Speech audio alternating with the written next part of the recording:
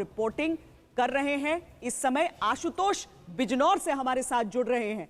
Ashutosh,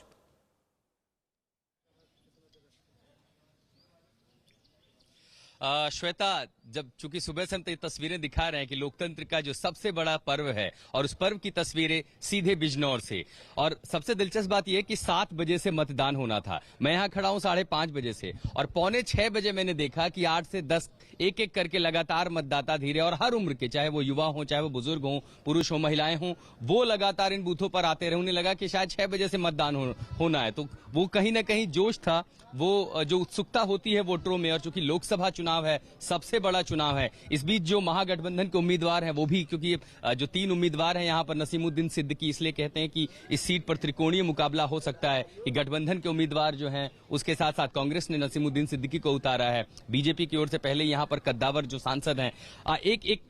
2 minute इनसे चर्चा भी करेंगे। श्वेता, आप जिन लड़ाइयों को हम देख रहे हैं, खासकर पश्चिम उत्तर प्रदेश में 8 लोकसभा सीटों में, उसमें बिजनौर भी अब खास हो जाती है, और ये कहा जा रहा है कि ये कहीं त्रिकोणीय मुकाबला हो गया, और त्रिकोणीय मुकाबले में वोट बटा तो महागठबंधन को नुकसान हो जाएगा। देखिए, पिछली बार यहाँ से चुनाव 2014 में जयाप्रदा चुनाव लड़ी थी। वो 2 बार की एमपी थी और सुपरस्टार थी और हस्ती थी देश की और फिल्मी। और नसीमुद्दीन सिद्दीकी साहब के बारे में सब जानते हैं कि आपको उम्मीद है ना?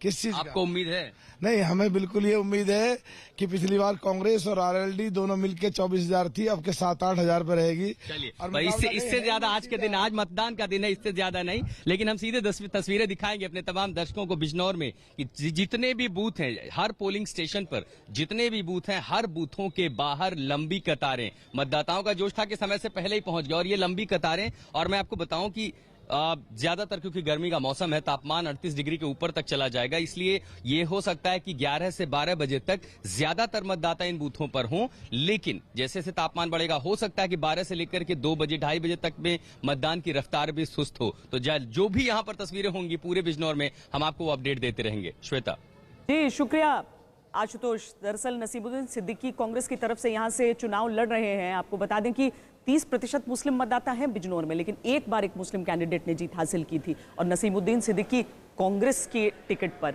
यानी कि बीएसपी में जो कभी नंबर 2 हुआ करते थे मायावती के, वो चुनाव मैदान में कांग्रेस की टिकट पर हैं। क्या यहाँ की त्रिकोणीय लड़ाई में कोई दिलचस्प खेल छिपा हुआ है? कुछ अलग होगा?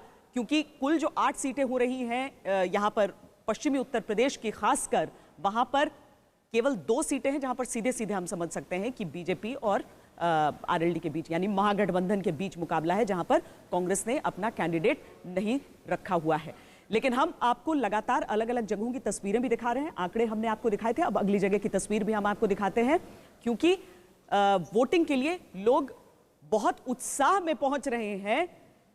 मतदान केंद्र के बाहर बताया जा रहा है कि पहले से ही, जैसा आशुतोष भी अभी दिखा रहे थे, कि 15 मिनट पहले से लाइन में लग गए थे आकर सब, और जैसे ही मतदान केंद्र के दरवाजे खुले मतदाताओं के लिए, वैसे ही वोटिंग ठीक 7 बजे वहां पर भी शुरू हो गई है। नागपुर की